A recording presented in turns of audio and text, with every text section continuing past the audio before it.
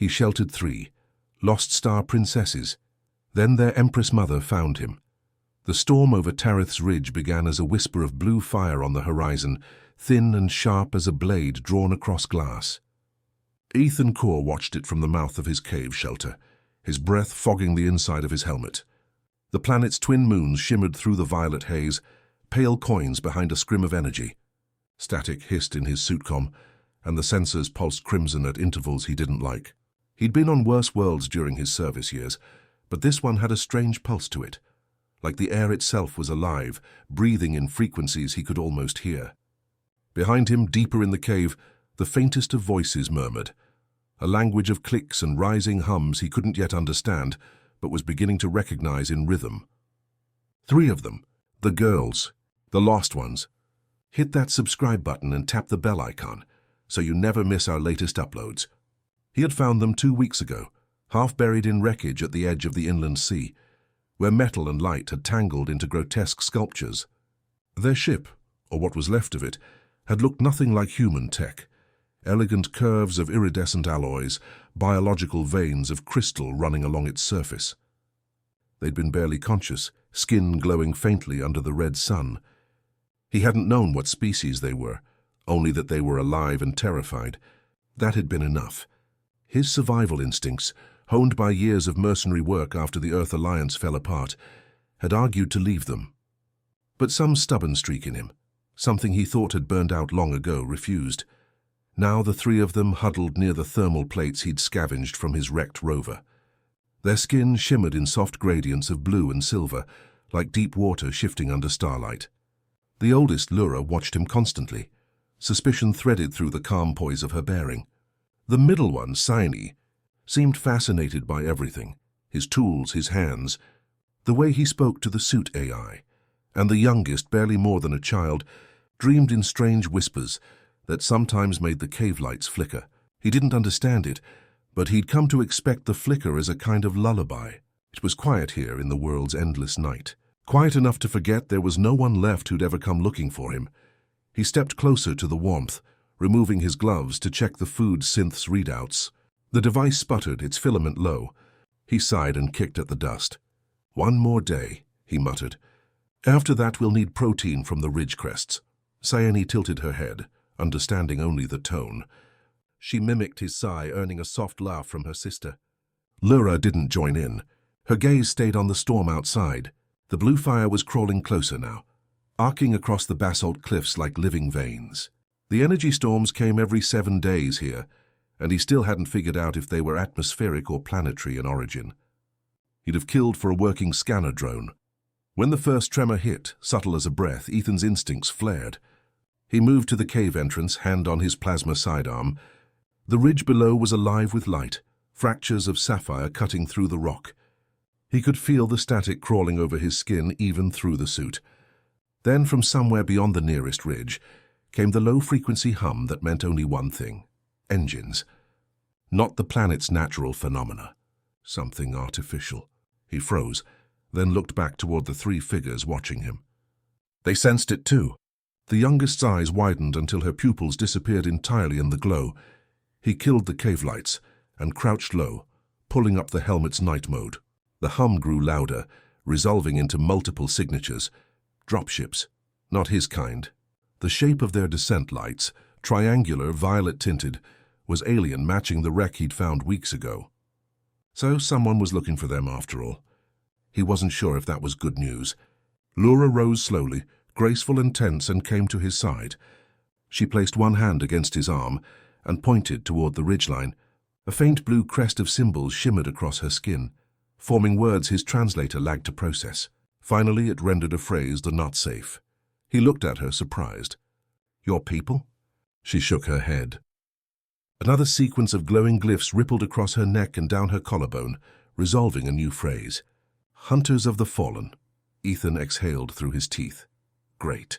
So rescue wasn't on the agenda. He switched off the helmet's beacon and gestured them deeper into the tunnels.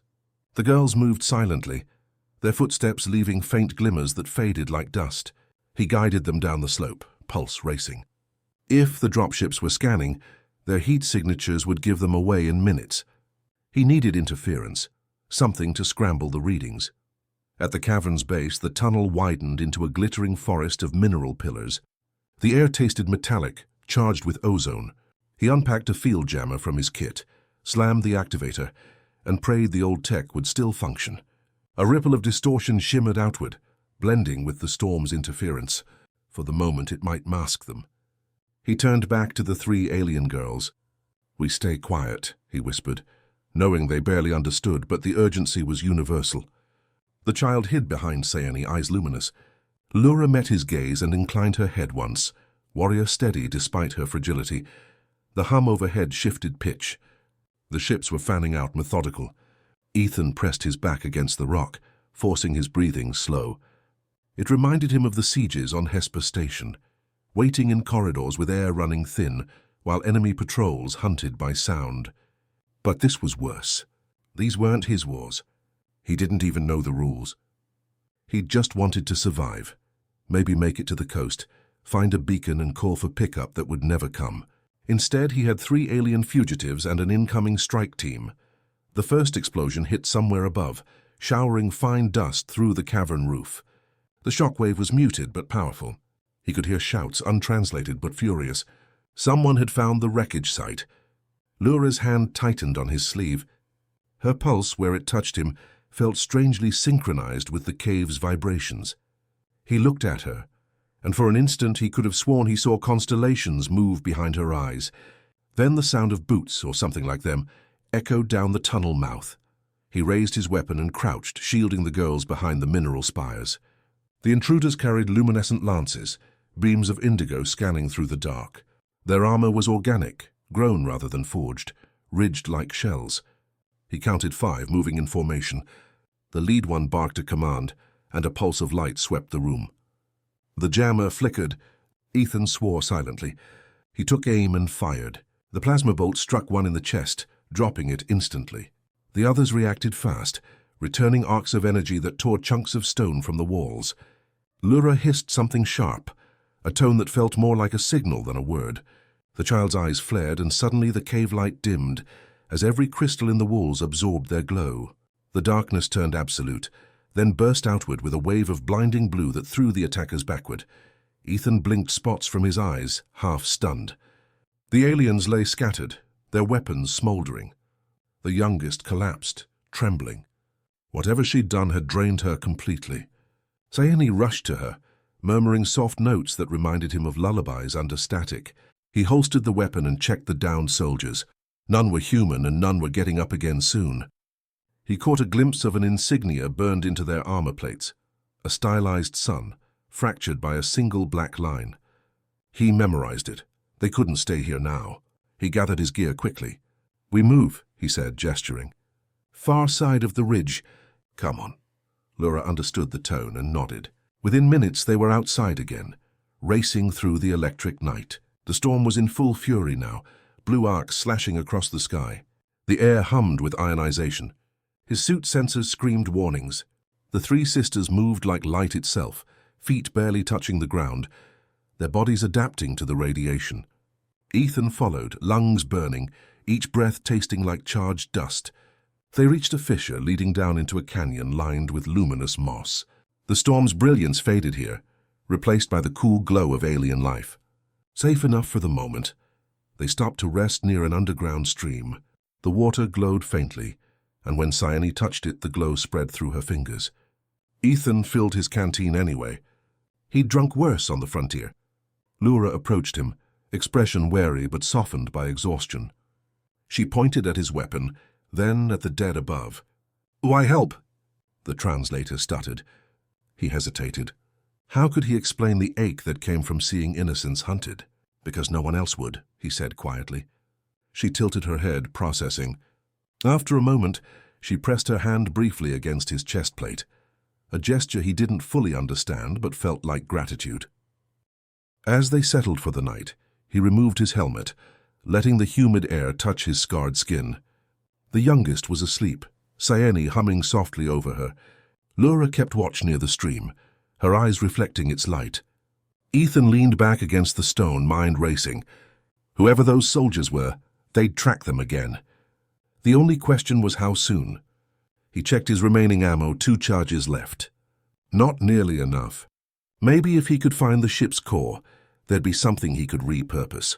He'd seen glimpses of power conduits at the crash site that looked more like neural tissue than metal. Alien biotech, beautiful and deadly. He dreamed lightly, the kind of half-sleep where memories blend with survival instinct. In the dream, Earth still had cities lit by real sunlight, and he was younger, standing at the mouth of a hangar while rain slicked the tarmac. Someone had said his name, softer than he remembered. Then thunder rolled through the dream, but it wasn't thunder. It was the rumble of engines again. He snapped awake. Lura was already standing, face turned upward. The hum was deeper this time, heavier. He climbed to the ridge edge and peered through the haze. The sky was filled with light, not from the storm, but from something vast descending through it. A ship, colossal, its hull carved with golden runes that made his suit sensors fail entirely. It dwarfed the previous dropships. A voice rolled across the canyon, transmitted more through vibration than sound. Even the stones seemed to tremble with it. Lura dropped to one knee instinctively, and her sisters followed. Ethan stared at them, realization dawning. Not just refugees, royalty. The patterns of their adornments, the poise, the reverence, they weren't survivors of a crashed transport.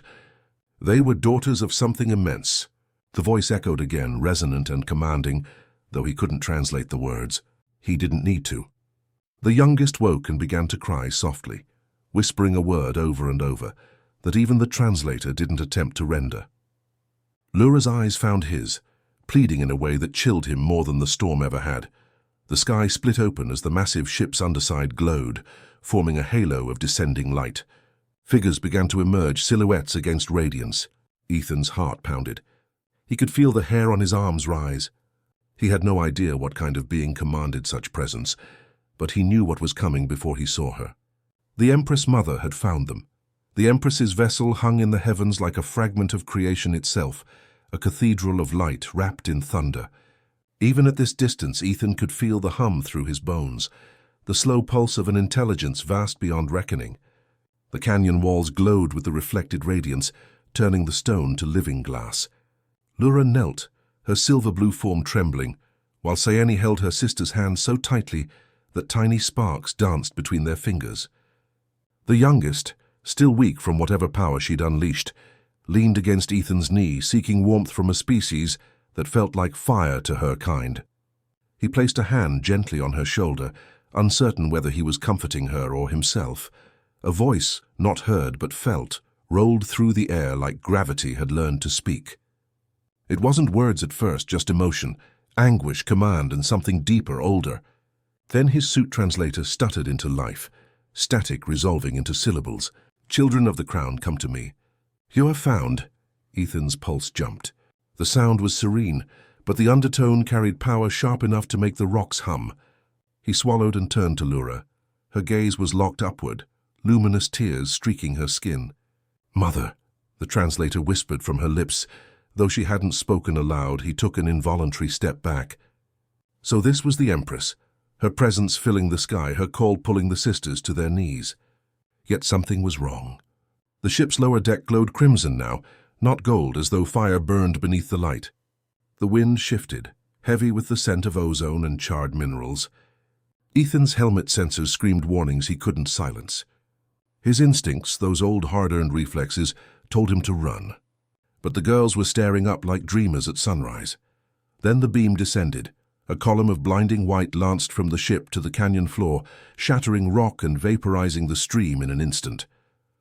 The shockwave threw Ethan to the ground, pain stabbing through his shoulder as he shielded the smallest with his body.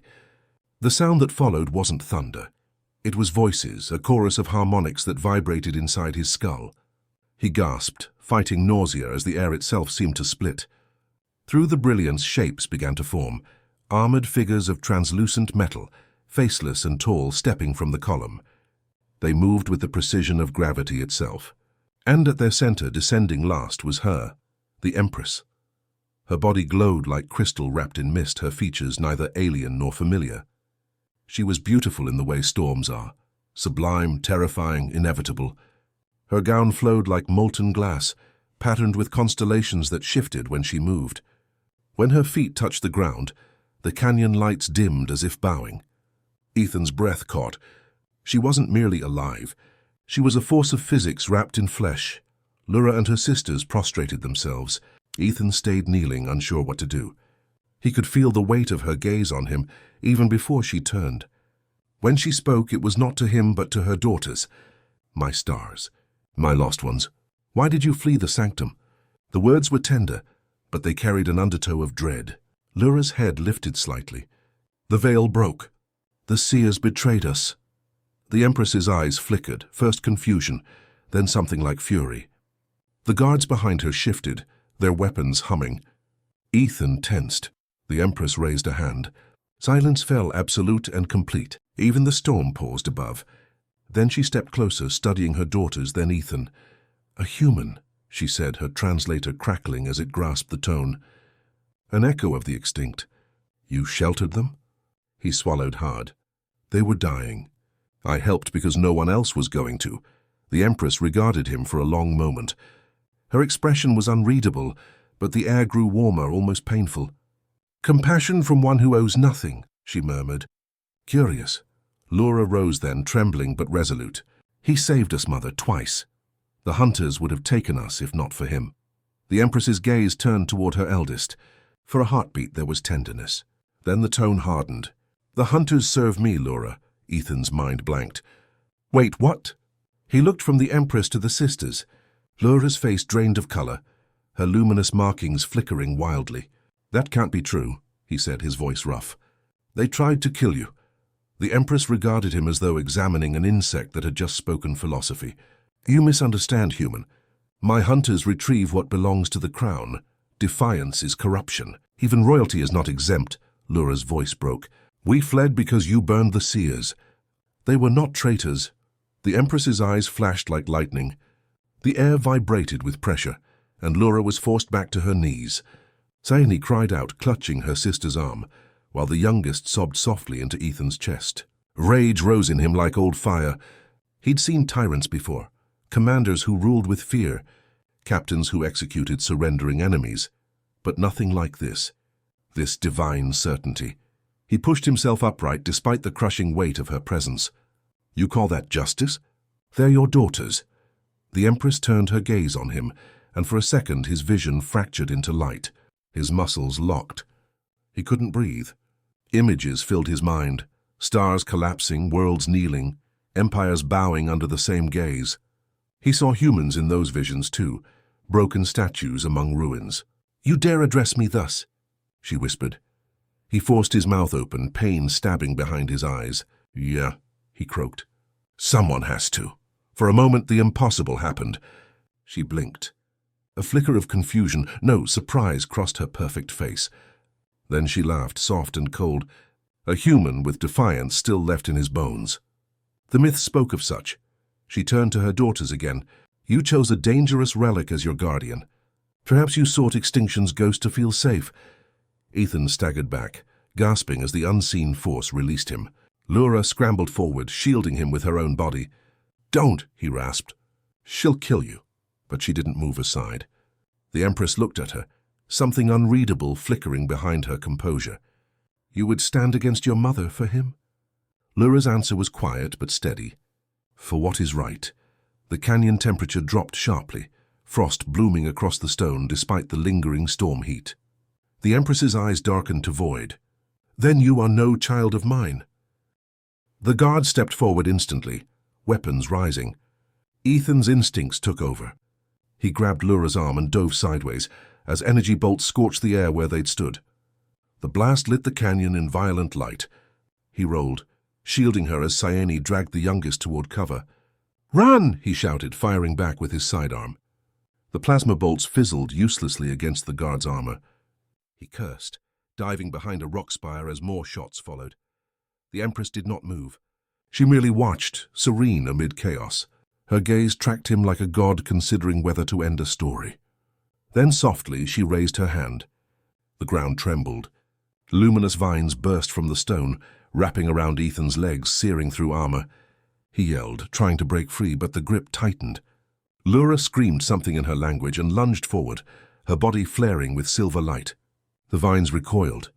hissing like molten glass cooled too fast. The Empress tilted her head. "So the bloodline awakens again," she said quietly. "You have learned to touch the veil." Lura stood panting, her glow fading. "Stay away from him," she said. The translator stumbled over the emotion in her tone. "You said compassion was weakness, but he has strength you never understood." The Empress's voice grew softer, more dangerous. "Strength? You speak of mortals who drowned their own world?" Her gaze flicked to Ethan. "Tell me, human, what became of your cradle? What did you make of your gift?" He met her eyes. "We built too fast, burned too much, fought too long, but we learned." He took a step forward despite the pain. "We learned that worth isn't about how long you survive. It's about who you save while you're here." The canyon fell silent. Even the guards hesitated. Something ancient in his words seemed to hang in the charged air, trembling between defiance and truth. The Empress stared at him for a long time, then turned slightly away. "Naive," she whispered, though her tone had lost its certainty. Without warning, a shriek split the sky. One of the Empress's ships exploded mid-air, scattering shards of molten metal across the storm clouds. Another scream followed, this one mechanical, desperate. From the haze, new shapes emerged, angular vessels, crude and dark, bearing human markings Ethan hadn't seen in years. The remnants of the Odyssey fleet. His fleet. He froze, disbelief shattering through him. The fleet had been lost decades ago in the collapse. Yet here they were, scarred and ancient, drawn by the same distress beacon he'd triggered weeks earlier before it shorted out. The Empress looked up sharply. "What is this intrusion?" "Back up," Ethan said, voice grim, her eyes narrowed. "You summoned war into my skies?" "No," he said, drawing his weapon again. "I summoned hope." The air filled with streaks of light as the human ships opened fire, their rail cannons tearing through the upper atmosphere. The Empress's guards moved instantly, summoning shields of molten energy that absorbed the bombardment. Ethan ducked behind rock as debris rained down. The shockwaves tore fissures through the canyon floor. Lura grabbed his arm, shouting something he couldn't hear over the thunder. He followed her gaze upward. One of the smaller human crafts was spiraling down in flames, heading straight for their position. "Move!" he yelled, scooping up the youngest and sprinting for the caves.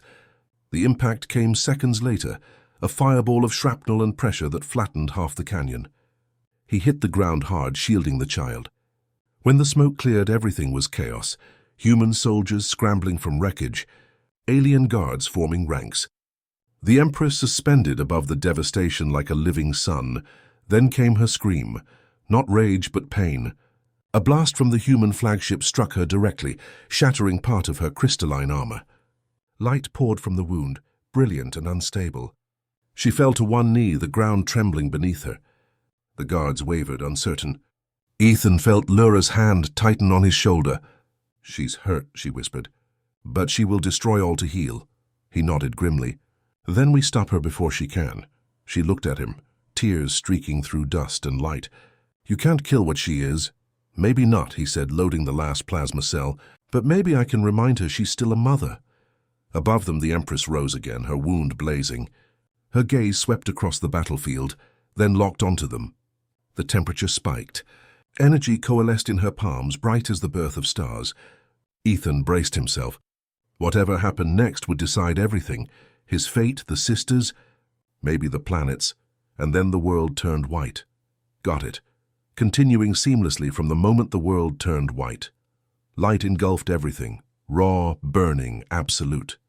Ethan thought he'd died. The air itself vanished. The ground dissolved into brilliance. And for an eternal heartbeat he floated in silence. Then came the sound, a deep, resonant hum like the pulse of a star. He opened his eyes, or thought he did, and saw nothing but light stretching in all directions. Shapes flickered within it, echoes of what might have been mountains or waves or memories. He tried to move and realized there was no gravity here, no air to breathe, yet somehow his lungs worked. His body felt distant, as though wrapped in mist. Somewhere in that whiteness a voice called his name. He turned toward it, and the light condensed into form. Lura, her outline radiant and trembling. Her sisters floated nearby, holding to each other. The youngest clung to her hand, her small body shimmering like crystal about to fracture. Ethan reached for them, and his fingers passed through trails of silver that left no warmth. The sensation was disorienting, like touching sunlight through water. "Where are we?" he asked, but his voice came out as thought. Lura looked around, eyes wide. "The veil," her voice replied in his head, a whisper woven into light. She broke the barrier between realms. This is the space between what is and what dreams. He didn't understand. He didn't need to. The Empress had unleashed something catastrophic, and they were trapped in it. Around them, fragments of the world began to reform, broken images of the canyon, the storm, the ships frozen mid-motion like paintings suspended in air. Ethan's instincts screamed that the stillness wouldn't last. "We have to move," he said. Before what, he couldn't guess. The light began to tremble, fissures of darkness splitting through it like ink veins. The Empress appeared through one of them, her body cracked with brilliance, her wounds bleeding light instead of blood. She floated toward them, expression unreadable. "You think to defy me within my own creation?" she said, her voice both sound and thought, filling every atom. Lura stepped in front of her sisters. "You tore the veil, Mother. The realms will collapse if you hold this shape." The Empress regarded her coldly. "Then I will unmake it. You will return to the crown or be ashes in the glow." Ethan moved beside Lura, drawing his weapon, though it was meaningless here. "You destroy everything just to win," he said. The Empress's gaze fell on him, soft with pity. Mortals always mistake permanence for life. The darkness surged, swallowing the edges of the light. The veil was failing, collapsing inward. Lura turned to him. "You cannot fight her here. This is thought space, shaped by will." Ethan frowned. "Then we shape it." She blinked, startled. "You cannot. You're human," he smiled grimly. "Humanity made wars out of nothing but belief. We shape things just fine." He closed his eyes, searching for memory, not of battle, but of something stronger. The sound of rain, the laughter of people long gone, the scent of home before the skies burned. He clung to it, forcing his mind to hold shape. Around him the light thickened into form, ground beneath his feet, air that tasted real. The canyon reformed piece by piece. Lura's eyes widened. "How are you doing that?" He shrugged. "Guess your mom isn't the only one who can dream something into being." The Empress's expression shifted, for the first time uncertain. "Impossible. Humans are void-bound. You have no resonance." Ethan met her gaze. "Guess you never met the stubborn ones." He felt the strain immediately, his thoughts tearing like overtaxed metal, but he held the image steady. Scifi joined him, focusing her hands. Streams of silver light spiraled outward, stabilizing the fragments. The youngest whimpered, exhausted. Lura pressed her palms together, her body glowing with new intensity. "She's weakening," Lura said softly. "The wound you gave her, it drains her core." The Empress straightened, fury cracking through her features. "Enough." She raised her arms and the light imploded. The ground shattered and Ethan was thrown backward. Pain blossomed through his chest, raw and electric. He hit the void hard enough to see stars. When his vision cleared, the Empress stood over him, blade of pure light in her hand. "You are an echo," she said. "End as one." She raised the blade, but Lura leapt between them, catching the weapon with her bare hands. Light seared through her palms, but she held fast. "Stop!" she cried. "Look at us, look at what you've become." The Empress froze, trembling. Her eyes flickered between anger and something almost like fear. "You cannot understand the burden of eternity." Lura's voice softened. "Then share it. Don't destroy us to ease it."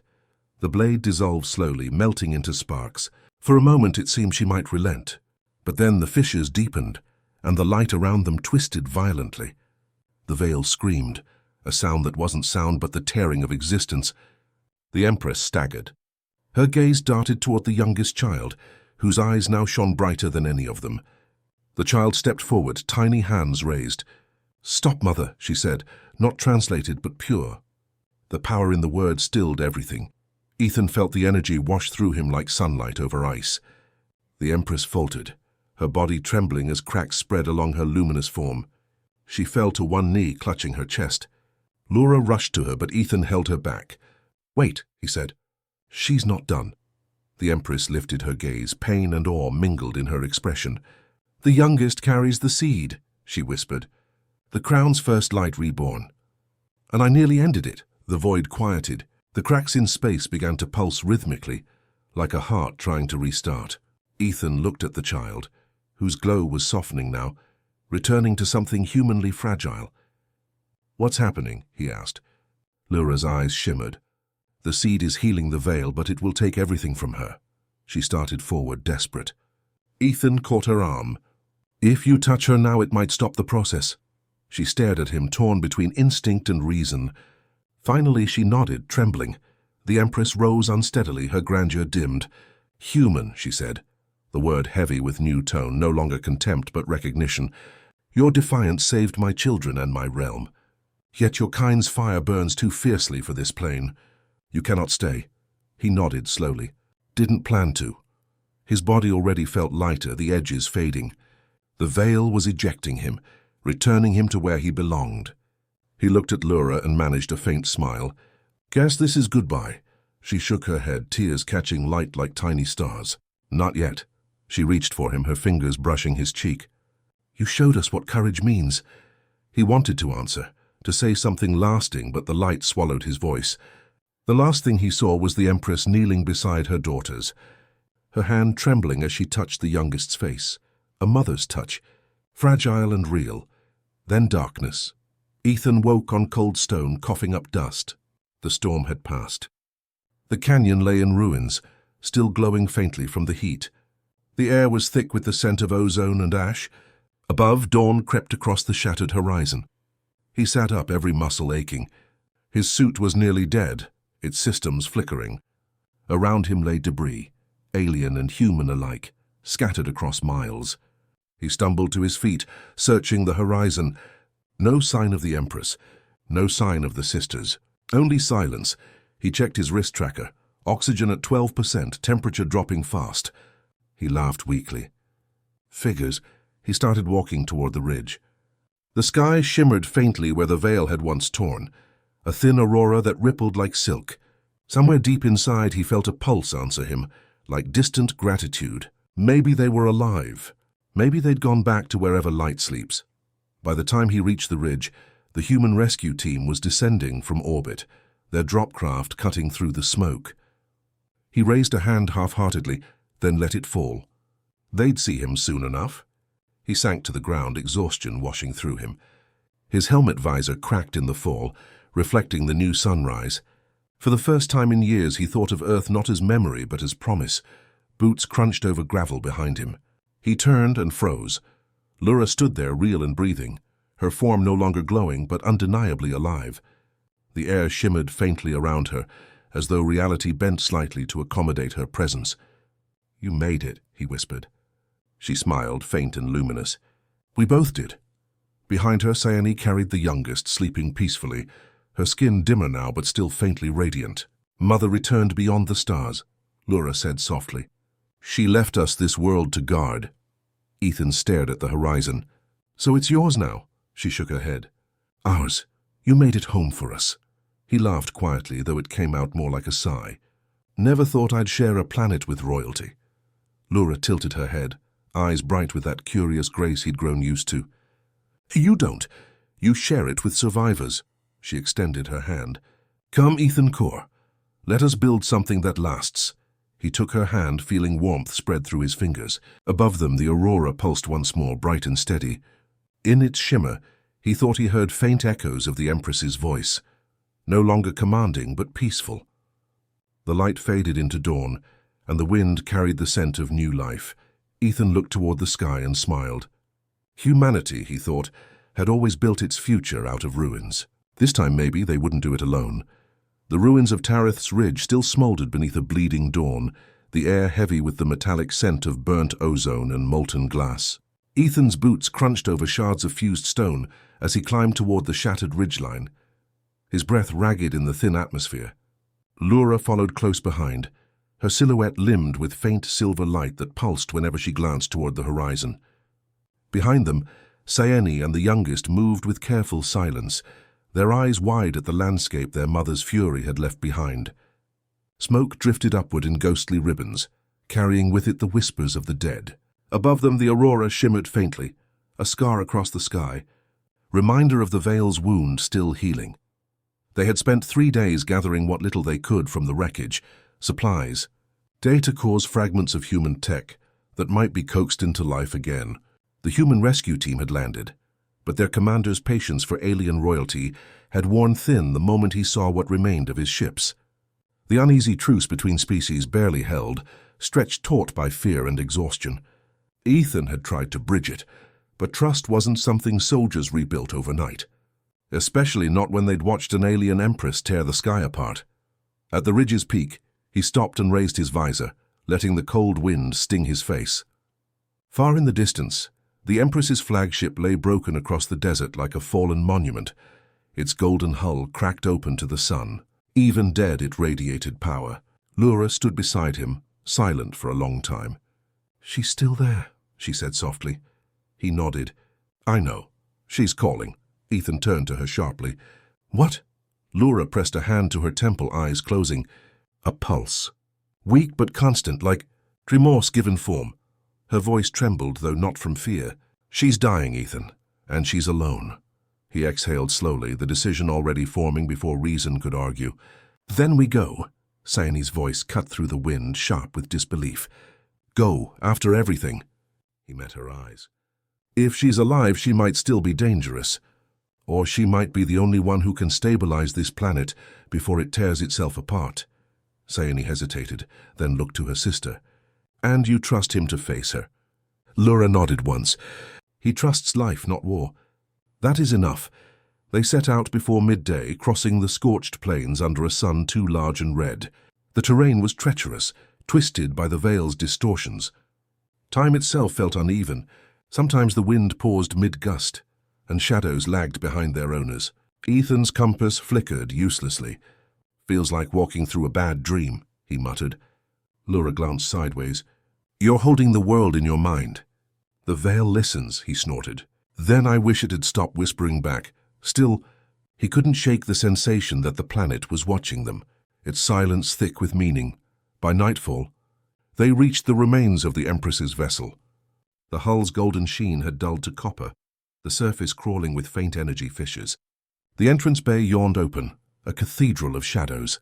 Ethan tightened his grip on the plasma rifle. "Stay behind me." Lura ignored the order and stepped forward, her glow illuminating the corridor ahead. The interior was eerily intact, walls of translucent metal pulsing faintly as if still alive. Scifi whispered something in their language, reverent and afraid. "This ship remembers her," Lura said. "It breathes her will." They moved deeper, following the faint pulse Lura felt through her skin. At the heart of the ship they found her. The Empress sat upon a throne of fractured crystal, her form dimmed to dull silver. Cracks lined her body where light had once burned. She looked, smaller somehow, the grandeur stripped away. When she raised her head, her eyes were no longer blazing stars but soft, fading embers. "My daughters," she whispered, her voice echoing through the chamber like the sigh of wind in ruins. "And the human who defied me." Ethan lowered his weapon slightly. "Didn't plan to see you again," the Empress smiled faintly. "Nor I to survive your defiance." She turned her gaze to Lura, and for the first time there was no judgment in it. Only sorrow. "You were right, child. I mistook fear for order." Lura stepped forward, tears glimmering. "You can make it right, Mother. The veil is healing, but it needs your strength." The Empress closed her eyes. "My strength fades. What remains is yours." The chamber pulsed once and the walls began to shift, patterns of light flowing outward like veins. Ethan stepped back instinctively. "What's happening?" Lura's expression tightened. "She's binding her essence to the world to stabilize it," Scifi gasped. "That will kill her." The Empress's voice softened. "Perhaps, but eternity has its price. Let me pay it." Ethan clenched his fists, the soldier in him screaming against it. "There's another way. There has to be." The Empress looked at him with something almost human. "You would save even me?" He hesitated. "If saving you means saving them, yeah?" She smiled, fragile as dawn. "Then you are proof that your kind still deserves the stars." Light flared from her chest, expanding outward in concentric rings. The floor trembled as the ship's core awakened. Lura and her sisters knelt instinctively, their bodies glowing in resonance. Ethan shielded his eyes, watching in awe, as energy threads connected the Empress to the planet itself. Through the walls he glimpsed the land outside shifting, cracks sealing, air clearing, storms dissolving. The planet was rebirthing under her will. But the Empress was fading, her body fracturing into dust that shimmered like starlight. Lura cried out, reaching for her. The Empress's final words echoed like a lullaby. Live as more than rulers. Live as bridges. And then she was gone. Silence fell, deep and absolute. The ship's lights dimmed to a warm amber, steady and calm. The veil's aurora above them steadied into a gentle ripple of blue and gold. The planet was whole again. Ethan stood still, staring at the space where she had been. Lura rose slowly, her eyes red but bright. Scifi approached, whispering a prayer in their tongue. The youngest held Ethan's hand, her small fingers trembling. She's part of the sky now, she said softly, her translator rendering the words with aching clarity. They buried what remained of the Empress beneath the ridge at dawn, a small mound of luminous dust that sparkled in the wind. Ethan stood apart, hands in his pockets, feeling a weight he couldn't name. Lura joined him, her expression serene. She saved more than our world, she said. She saved what was left of her heart, he nodded slowly. Guess even gods can learn, she smiled faintly. Because humans remind them how. In the weeks that followed, they rebuilt. The human survivors worked alongside the sisters, learning to adapt to the planet's strange rhythms. The air grew breathable. The soil began to green. The youngest discovered she could coax small plants from the dust with a touch, her laughter carrying across the valleys. Ethan found himself teaching her how to build fires, how to read stars. Scifi helped translate between crews, while Lura negotiated fragile trust with the human commander. It wasn't easy, but it was progress. Messy, fragile, miraculous. One night, Ethan stood outside the new settlement, watching the twin moons rise. Lura approached, silent as light. You still think about leaving, she said softly. He didn't deny it. Old habits. Every soldier waits for the next battle. She looked up at the sky. Then let this be one worth fighting differently. He smiled. You sound like someone I used to know. She tilted her head. Your mother? Something like that. They stood together in the quiet, the wind carrying faint whispers through the glowing grass. Above them, the aurora shimmered again, this time softer, like the Empress's final blessing. Lura reached out, her hand brushing his. The contact sent a gentle hum through the air, as if the planet itself acknowledged the bond. You gave us hope, she said. Now let us return it. He turned to her, searching her luminous eyes. What do you mean? She smiled, a real human kind of smile. Come with us to the north. There's a city forming near the old sea. Humans and our kind together. They call it Haven. The word hung in the air like a promise. Ethan looked back toward the plains where lights flickered. New homes, new beginnings. Haven, he repeated, the syllables unfamiliar yet comforting. He nodded. Yeah, let's see what that looks like. As they walked toward the waiting skimmer, the youngest ran ahead, laughter echoing across the night. Scifi followed, carrying a beacon torch that pulsed softly. Lura lingered beside him, gaze fixed on the horizon. Do you ever wonder, she asked quietly, if your people will forgive the stars? Ethan thought about it, then shook his head. We don't need to. We just have to learn to walk among them again. The skimmer rose, engines whispering against the wind. From above, the landscape stretched endlessly, scarred yet healing, dotted with small lights of human and alien settlements taking root. The aurora's glow reflected off the oceans reborn from ice, turning the world into a canvas of blue and gold. Lura leaned close, her voice barely a breath. Mother would have liked this. Ethan glanced at her, then at the vastness beyond. Then maybe she's watching. For the first time in years, he let himself believe in something larger than survival.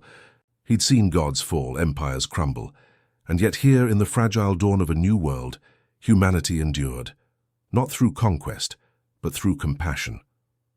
The Empress's legacy wasn't power. It was choice. And as the skimmer cut across the glowing sky, Ethan realized that maybe, just maybe, that was enough. The city of Haven rose from the dust like a promise no one had dared to make for centuries. Its walls were not built of stone or steel, but of woven glass and living alloy, shimmering under the soft pulse of twin moons. Energy hummed through the air, low and steady, like the heartbeat of a newborn world. Ethan stood on the southern ridge overlooking it, the wind carrying the scent of rain, a miracle on this once scorched planet. The streets below glowed faintly where humans and Lura's people, walked side by side, their lights intermingling in a dance that spoke of cautious hope. The sight hit him harder than he'd expected. For the first time since the collapse, humanity wasn't alone. He adjusted the straps of his worn jacket and glanced at the horizon, where the aurora still shimmered faintly. It had been 6 months since the Empress's sacrifice, 6 months since the veil had mended and the planet had begun to heal. The settlement had grown fast, faster than he thought possible, because both species needed each other to survive. Humans brought machinery and stubbornness. The Luranai brought resonance and life. Together, they'd made something that felt like civilization again. And yet, for all its beauty, he couldn't shake the feeling of standing on the edge of something vast and unfinished. Behind him, footsteps whispered through the grass. "You're leaving again," Lura said. Her tone wasn't accusation. It was understanding. He turned, meeting her gaze. The moonlight caught the silver threads in her hair, the faint glow of her skin soft and steady now. "Just scouting," he said. "The northern storms are shifting. Could mean trouble for the generators." She smiled faintly. "You could send drones," he shrugged. "Yeah, but drones don't notice when the wind sounds different." She joined him at the ridge, arms folded. Below, the city lights reflected in her eyes. "You still don't believe this will last," she said quietly. He hesitated. "I want to. But history doesn't exactly favor us." Laura reached out, resting her hand on his arm. "Then we write new history." He looked at her hand, then at the horizon. "You really think we can change what we are?" She tilted her head, expression soft. "You already did." The radio in his earpiece crackled, Scifi's voice crisp and impatient. "Commander Core, if you're done brooding on cliffs, we could use help calibrating the field harmonics. The resonance keeps echoing through the lower wards." Ethan smiled. "On my way." He turned to Lura, but she was already walking downhill toward the city, her light casting long shadows across the ridge. He followed, boots crunching softly on the new soil, earth that had grown fertile under alien hands and human sweat. Somewhere ahead, laughter echoed from the workshops. For a moment, it sounded like home. Inside Haven's central hub, chaos ruled in the best way possible. Engineers argued in 3 languages at once. Holograms of power grids flickered across walls of crystal. Children, some human, some half Luranai, darted between the pillars, their laughter mixing with the hum of machinery. Scifi stood at the center, hands glowing as she tuned a resonator coil that vibrated with pure tone. "It keeps slipping out of sync," she muttered. "The humans built it with math." "It needs music."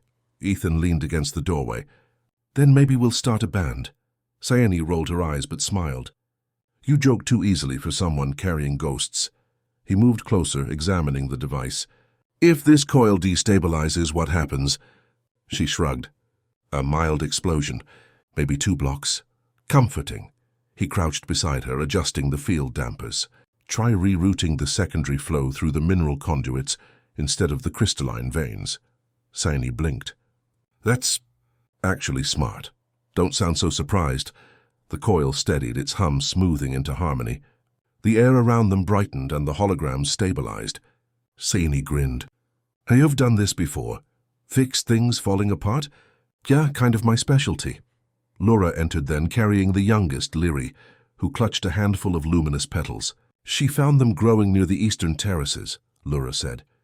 Lyri held them out proudly. "The planet sings here."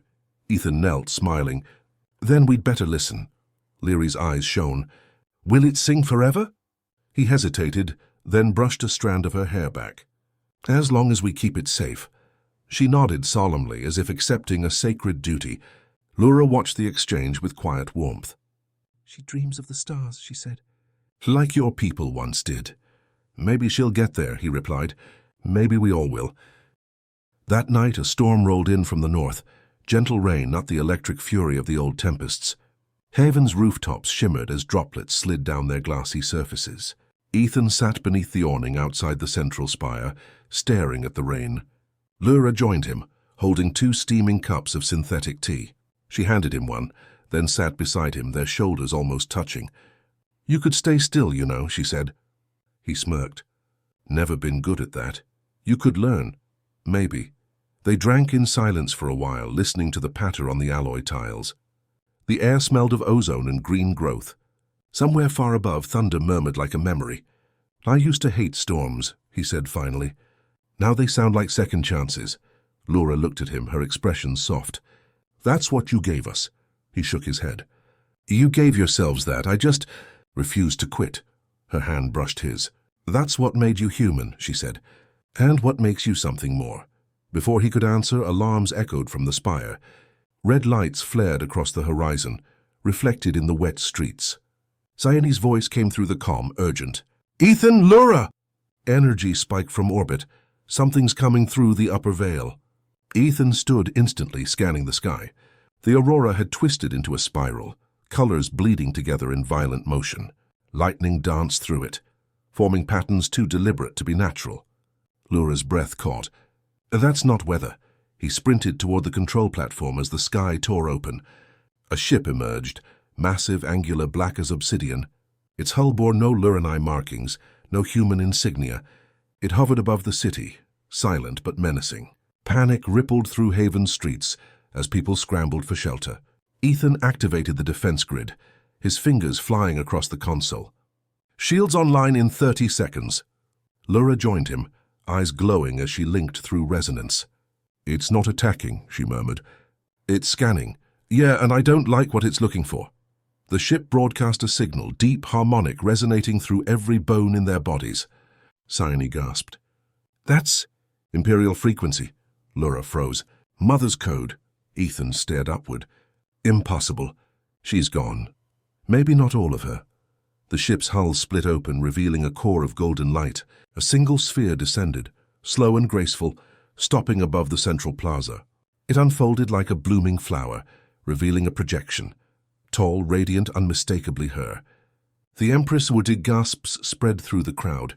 The hologram flickered, unstable but real. "Children of the Crown," her voice said, fragmented by static. "Children of Earth, if you hear this, then the veil has healed." Laura stepped forward, trembling. "Mother." The hologram continued, ignoring her. "I left this echo to guide you. The veil binds more than worlds, it binds hearts. Guard it together, or it will fade again." The image wavered, light bleeding into rain. "My final wish is not rule. It is harmony." Then it vanished, leaving only the golden sphere humming softly. Silence held the city. Then slowly people began to cheer. The sound spread, hesitant at first, then rising, humans and Lurani alike shouting in unison. Ethan exhaled, tension draining from his shoulders. "She planned this," he said softly. "Even dying, she made sure we wouldn't forget." Laura's eyes glistened. "She trusted us to finish what she began." Scifi touched the sphere carefully, and it dissolved into thousands of motes that drifted upward, merging with the aurora until it shone brighter than ever. That night, the entire city gathered beneath the sky. Lanterns, half metal, half bioluminescent pods, floated upward, carrying messages written in both languages. Ethan stood with Laura at the plaza's center, watching the lights ascend. "Looks like we're not just rebuilding anymore," he said. "We're celebrating," she smiled. "Then celebrate, human. You earned it." He laughed softly. "Never thought saving the universe would feel like a block party." "Because it's not about saving," she said. "It's about living." Music rose from somewhere, a strange blend of strings and resonant tones that shimmered through the air. The youngest danced among the lanterns, her laughter bright as the stars above. Scifi joined, hesitant at first, then free. Laura turned to Ethan, extending her hand. "Dance?" He hesitated, then took it. Her skin was warm, her pulse steady. Together they moved beneath the aurora, two beings from worlds that once feared each other, finding rhythm in the same breath. Around them, laughter and song filled the night. When dawn finally came, the sky was clear. The aurora had settled into a steady glow, soft and eternal. Ethan stood at the city's edge again, watching the sunrise. Laura joined him, resting her head lightly on his shoulder. "You're quiet," she murmured. "Just thinking," he said. "About what comes next. Then think of beginnings, not ends." He smiled faintly. "I always know what to say." "That's because you never stop needing reminders." He looked toward the rising sun, its light spilling across the rebuilt world. "When I found you," he said, voice low, "I thought I was saving you. Turns out you saved me." Laura lifted her head, her gaze soft but fierce. "Then we saved each other." They stood in silence, the wind carrying the scent of rain and new life. Far above, the aurora pulsed once, as if in agreement. The city below stirred awake, voices rising with the dawn. Children ran through the streets laughing. Engines hummed, lights brightened, and the day began like every other, simple, ordinary, precious. Ethan turned from the horizon, his steps sure, his heart steady. For the first time in a long, long while, he wasn't running from ghosts. He was walking toward a future worth guarding. Humanity had found its place among the stars again, not through power, but through heart. And as the sun climbed higher over Haven, painting the world in gold and silver, Ethan Core, last soldier of Earth, protector of lost princesses, ally of empires, smiled and whispered into the wind, "We made it home."